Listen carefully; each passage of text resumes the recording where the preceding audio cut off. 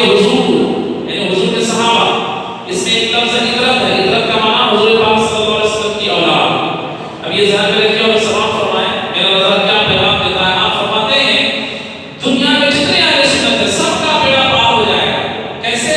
اہل سنت کا ہے بیڑا پار، اصحاب حضور نجم ہے اور ناؤ ہے، عطرت رسول اللہ کی، نجم ہے اور ناؤ ہے عطرت رسول اللہ کی۔ میں جب یہاں پہ آیا تو مجھے لگا کہ چونکہ حضور بابا تاج الدین کی بارگاہ میں آیا ہوں، تو جب کوئی فقیر بھکاری کسی بادشاہ کے دربار میں آتا ہے تو ان کے فیضان کرم کو اپنی طرف متوجہ کرنے کے لیے ان کی بارگاہ میں تعریفیں کرتا ہے تاکہ وہ بادشاہ میری طرف متوجہ ہو جائے۔